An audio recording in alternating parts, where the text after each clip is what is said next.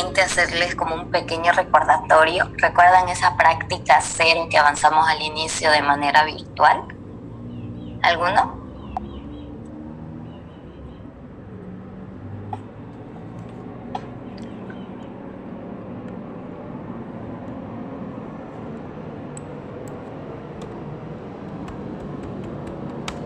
¿Ninguno? Recuerda que avanzamos al inicio antes de comenzar con lo que van a ser las prácticas presenciales.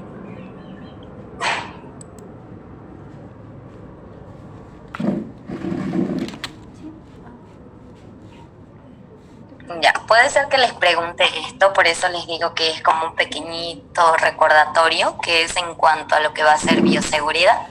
Pero en sí aquí abarcamos lo que era barreras de protección, las barreras físicas, químicas, las biológicas, las mecánicas, y también hablamos un poquito sobre los equipos y también los materiales que se utiliza en el laboratorio de enzimología. Así que les recomiendo que lean, por ejemplo, cuál es la función que cumple el espectrofotómetro, cuál es la función que cumple el baño María, que saben que esta nos permite llegar a mantener a temperaturas constantes lo que vienen a ser las muestras, o en este caso también cuál era la función del espectrofotómetro. Y entre los materiales, los más destacables, la micropipeta, que es aquella que nos permite transferir, se podría decir, o llegar a medir volúmenes que son muy pequeños, volúmenes que se miden en unidades de microlitros. Eso.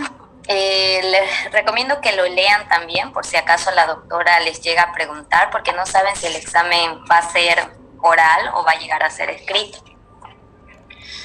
Bien, entonces, nuestro primer laboratorio venía a ser lo que era la presencia de la catalasa en célula animal y vegetal y acción de la temperatura. Ustedes saben que la catalasa en sí podemos llegar a encontrarlo tanto en células animales como también en células vegetales. Ahora, les pregunto, ¿a qué clase creen que pertenece la catalasa? Me refiero en cuanto a la clasificación de las enzimas, que tienen 6, ¿no? Oxidorreductasas, transferasas, hidrolasas.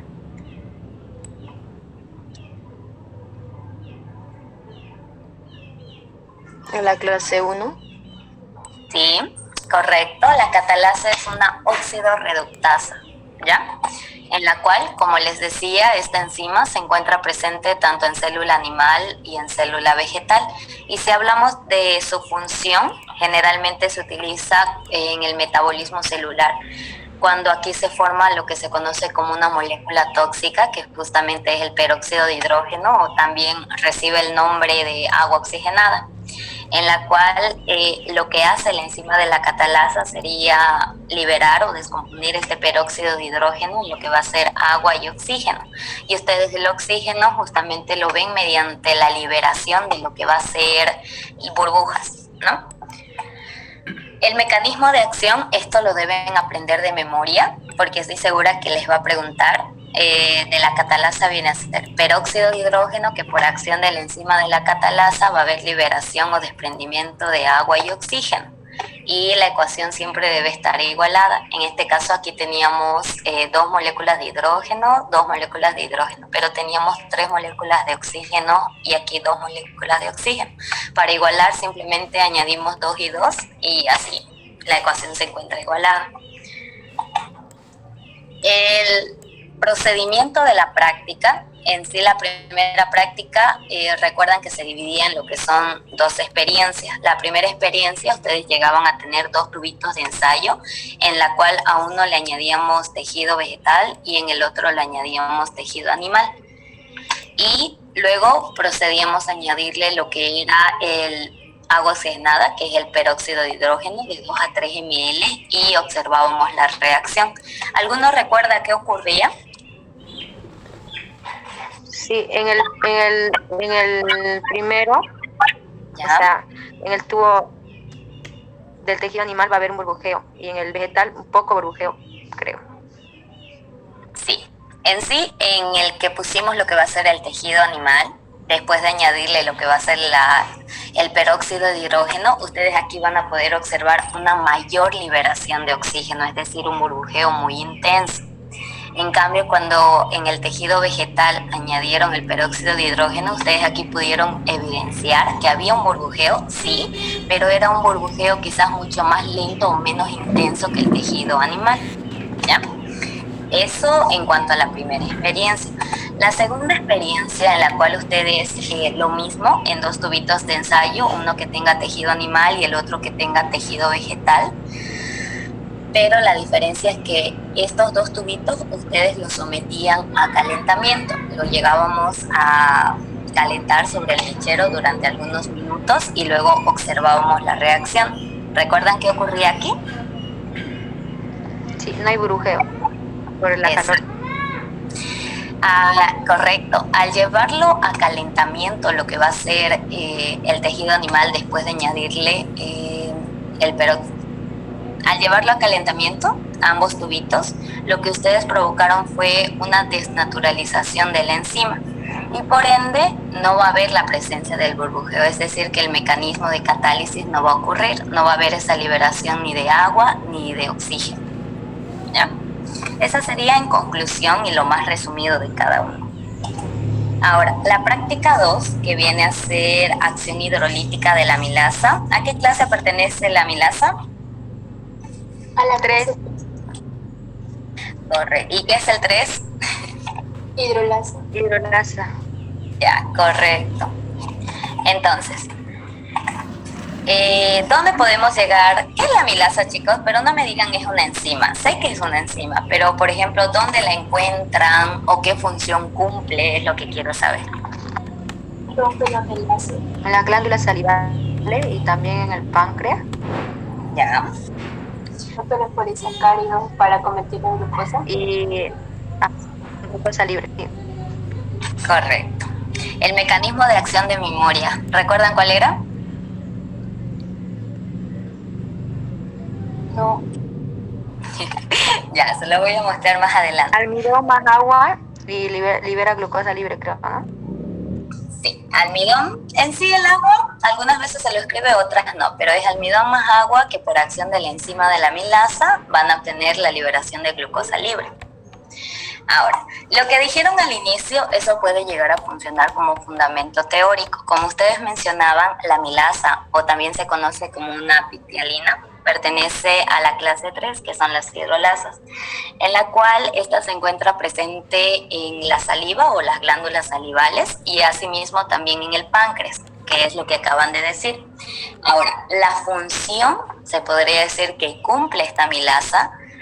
Ustedes saben que el almidón está conformado por cadenas repetitivas de lo que son glucosas.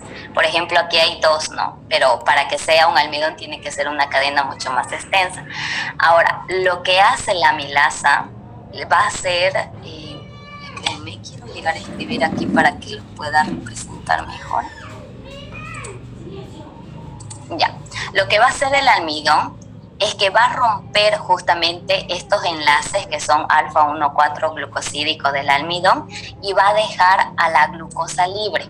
Es por eso que el mecanismo de acción nos dice que es almidón, que por acción de la enzima de la amilasa vamos a obtener como resultado glucosa libre, ¿ya?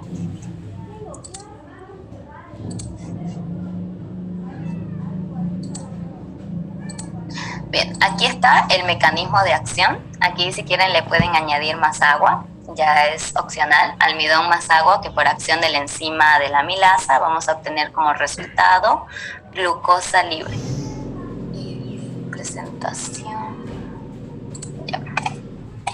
Entonces, en caso del procedimiento, ustedes aquí tenían 4 tubitos, los cuales, como siempre, previamente deben llegar a identificar, en este caso del 1 al 4.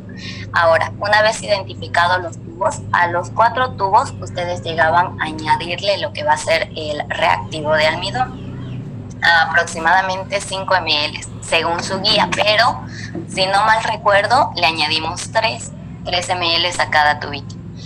Y en el tubo 3 y en el tubo 4 vamos a llegar a añadir lo que va a ser la enzima, y en este caso va a ser la amilasa, que la muestra vendría a ser la saliva. A ver, De ahí obtuvimos la enzima de la amilasa. Poníamos en el tubo 3 y en el tubo 4 cierta cantidad, puede ser 2 ml por ejemplo, y el procedimiento consistía en el siguiente. Pero antes de explicarles este procedimiento, para que ustedes lleguen a entenderle mucho mejor, quiero que sepan la función que cumple el reactivo de Fehling y al mismo tiempo el reactivo de Lugol. ¿Alguno de ustedes recuerda qué función tenía el reactivo de Fehling? Identificar azúcar. La presencia de luz. Sí, eso. Identifica lo que son azúcares reductores, en otras palabras, glucosa. Va a ser positivo si adquiere una coloración naranja, pero va a ser negativo si la coloración viene a ser celeste, ¿ya? En cambio, el reactivo del Lugol, identifica polisacáridos, como es el caso del almidón. Va a ser positivo si adquiere una coloración violeta negruzco, o va a ser negativo si esta es incolora. En este caso puede ser incolora, pero también debido al reactivo del Lugol puede llegar a tener medio que una coloración amarillenta. Ahora, el procedimiento, ahora sí. Ustedes en los 4 tubos llegaron a colocar lo que va a ser el almidón. Entonces, en el tubo número 1 vamos a añadirle lo que va a ser el reactivo de Fehling. 500, si no me equivoco era 500 microlitros, ¿me corrigen? ¿Recuerdan lo que avanzamos en laboratorio? Creo que era 500 microlitros del reactivo de Fehling A y 500 Sí, está bien así. Sí, está bien. en la cual estos 500 microlitros lo llevamos a calentamiento previamente, cuando ustedes ya le añadieron el reactivo, y aquí ustedes van a poder observar que hay la aparición de un color celeste. Esto significa que Fehling va a llegar a ser negativo. ¿Por qué va a llegar a ser negativo? Eso es lo que me interesa que sepan.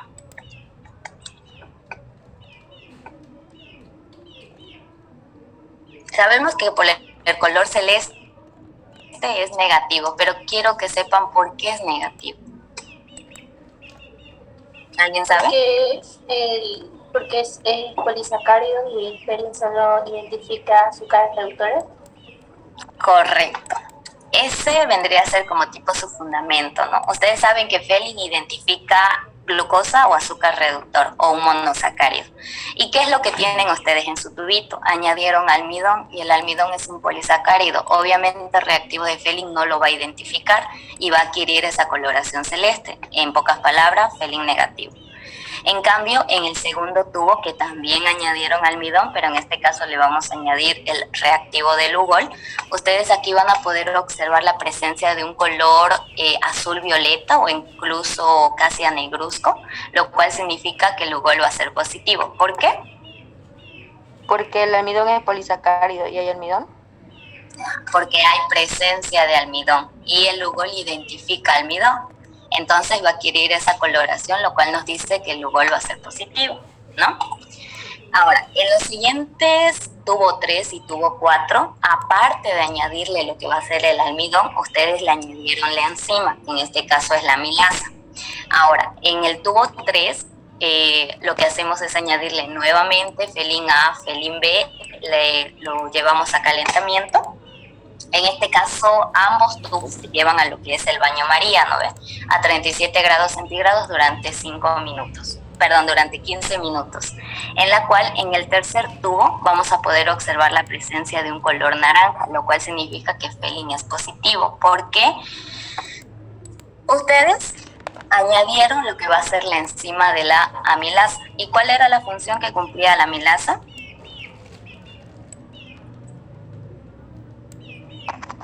Dar glucosa libre. Romper enlaces, ¿ya?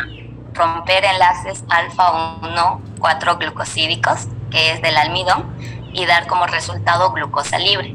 Entonces, si ustedes añadieron la enzima al almidón, obviamente hubo esa ruptura de la estructura y solo llegan a obtener en su tubito glucosa libre, lo cual es identificado por el reactivo de Fehling. Es por eso que adquiere esa coloración naranja y nos da Fehling positivo. En el tubo 4, en la cual ustedes también añadieron almidón y en este caso añadimos la amilasa, lo llevamos a baño María a 37 grados centígrados durante 15 minutos.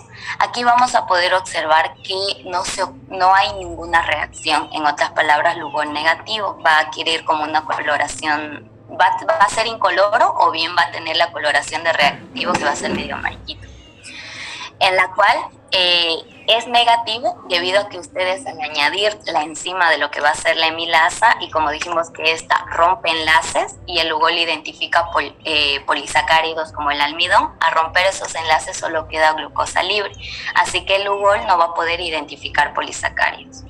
¿Ya? ¿Se entendió o tienen alguna duda con esta práctica?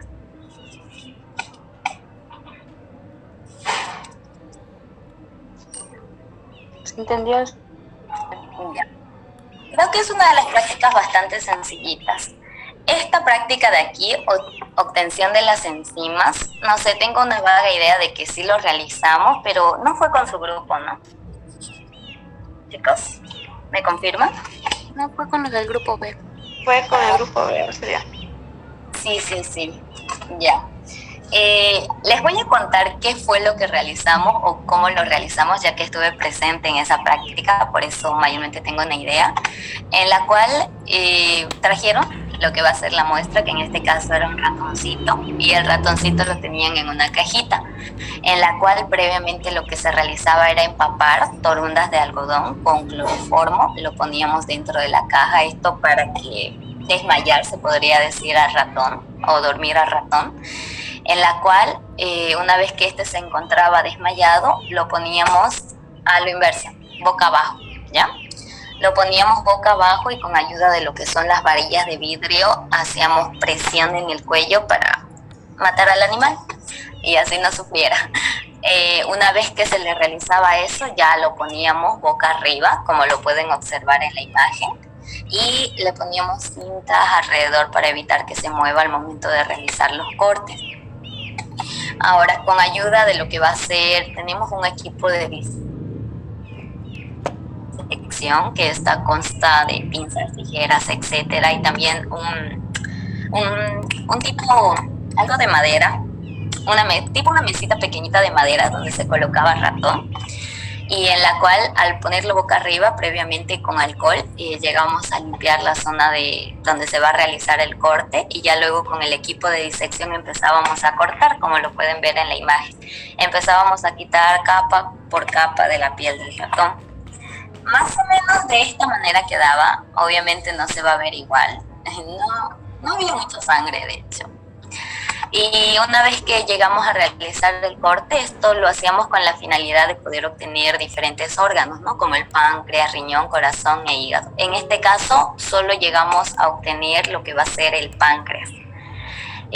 Lo que hicimos con este órgano fue que previamente se realiza el lavado con lo que es una solución tamponada para eliminar los restos de grasa. Una vez que se realiza el lavado, lo colocábamos en lo que era un mortero y empezábamos a triturar, ¿ya? Y luego preparábamos lo que era una solución tamponada. De hecho, esto ya nos lo daba el laboratorio, así que simplemente lo vertíamos, que era la solución buffer, y lo traspasamos a lo que va a ser un tubito de ensayo que tenía más o menos esta apariencia, lo que va a ser la enzima. Ahora, una vez que lo colocamos en el tubito, lo que hacíamos después era llevarlo a centrifugar. Ustedes saben que previamente cuando lo llevan a centrifugar tienen que contrapesar, así que tienen que tener otro tubito, ya sea con agua, por ejemplo.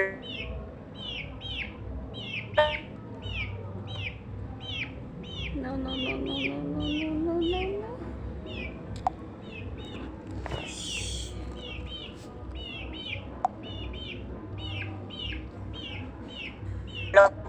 Que tenga el parte de arriba, la cual esta lo trasvasamos a otro tubito de ensayo y con ayuda de la micropipeta lo empezamos a colocar en lo que son los tubos.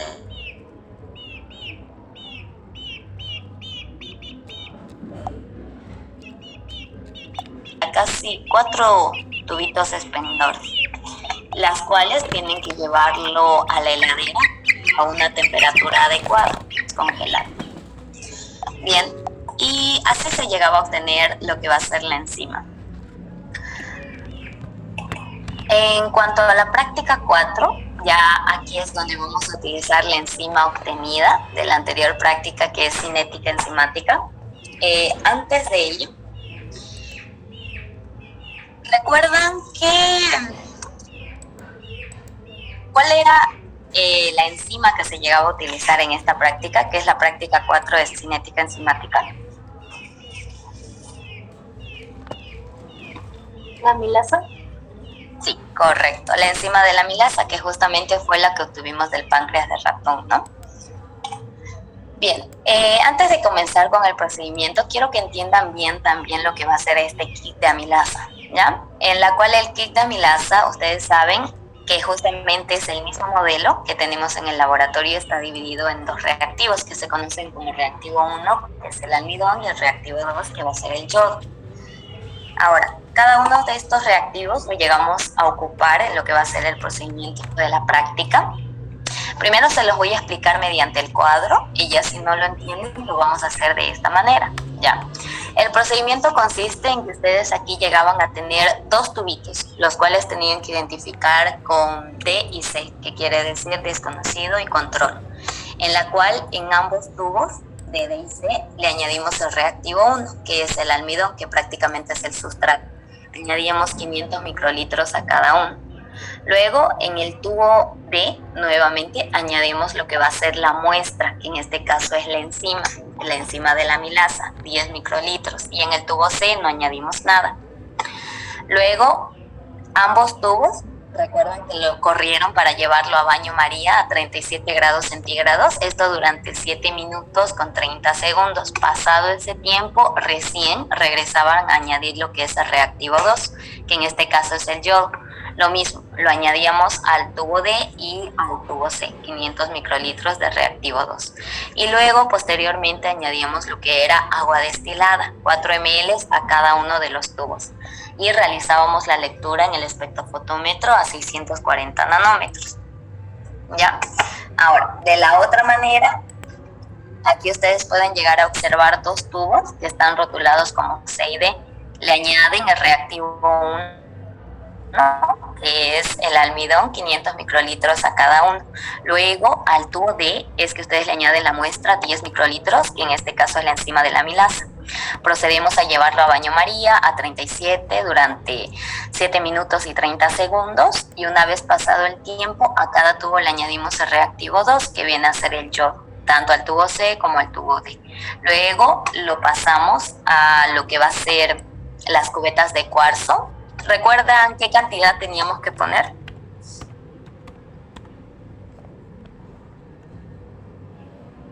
Tres cuartas partes, para que no se olvide. En las cubetas de cuarzo añaden 3/4 partes de la muestra y lo llevamos a leer en lo que va a ser el espectrofotómetro, esto a 640 nanómetros. Y prácticamente ese sería el procedimiento. Pero aquí recuerdan que ustedes hicieron diluciones, ¿no? ¿Recuerdan o no?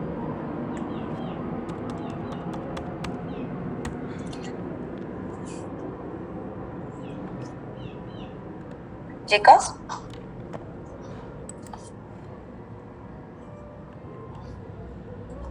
No, sería. Ya. ¿Recuerdan? No creo, si no recuerdan que hicieron diluciones. En este caso, dije que a cada uno se le entregaba dos tubitos, pero recuerden que esto solo aplicaba para el primer grupo. O, si no me equivoco, ustedes hicieron 4 grupos, creo que sí, 4 grupos, en las cuales se les daba a los restantes 3 grupos un tubito más, esto para preparar la dilución, en la cual, si no mal recuerdo, se le añadía 750 de agua, microlitros de agua, y 250 microlitros de la muestra, en la cual de eso sería para, por ejemplo, la dilución 1 en 4, ¿ya? Ahora, para la dilución 1 en 8, de ese mismo tubito, ustedes llegaban a añadir 250 microlitros, pero claramente previamente tenía que tener los 750 microlitros de agua. Luego del tubo 1 en 4, añadían con la micropipeta al tubo 1 en 8 los 250 microlitros de muestra, y así sucesivamente hasta diluir, si no me equivoco, hasta 1 en 32. Y esto lo hacían con la finalidad de poder llegar a obtener los siguientes datos. Aquí son datos diferentes, no son los datos que ustedes realizaron en el laboratorio, son como simple ejemplo, ¿ya? Son 4 grupos en los cuales el primer grupo hizo sin dilución. El segundo grupo una dilución 1 en 4, el tercero 1 en 8 y el último una dilución 1 en 16.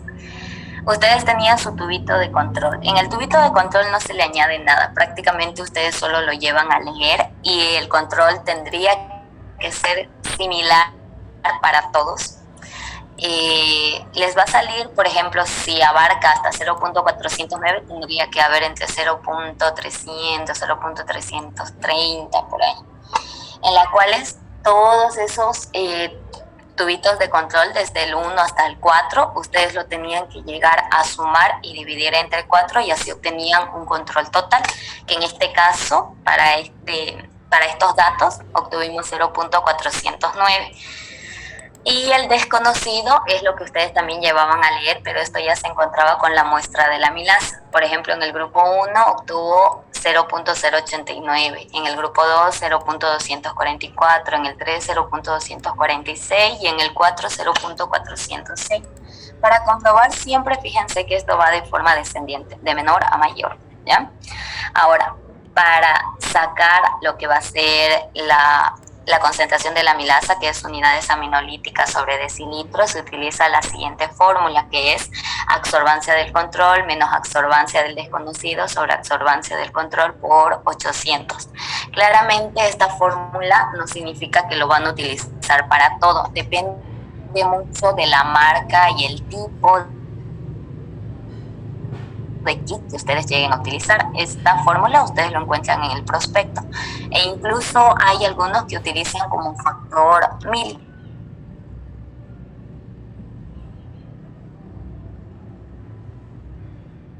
¿Ya? Su control, la absorbancia de control, la absorbancia del desconocido. Obviamente cada grupo tiene que aplicar diferente absorbancia del desconocido. El grupo 1 con 0.89, el grupo 2 con 0.244. Dividido entre la absorbancia de control por 800, así obtienen lo que va a ser las unidades aminolíticas en sí, la enzima, sobre decilitro, que en este caso, fíjense aquí, en el grupo 1 le salió 626, en el grupo 2 323 y así sucesivamente. Y para obtener lo que va a ser la velocidad, también hay una fórmula que es absorbancia del control menos absorbancia del desconocido. Restan y así rellenan el cuadro. ¿Ya? ¿Hay alguna duda con esto?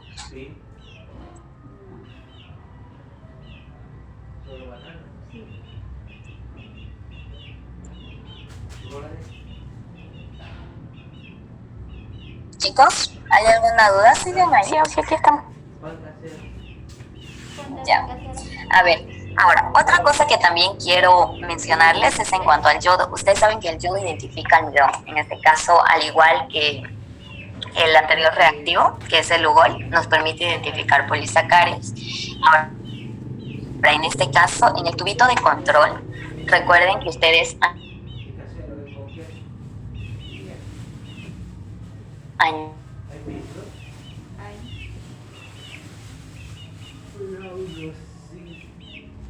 añadieron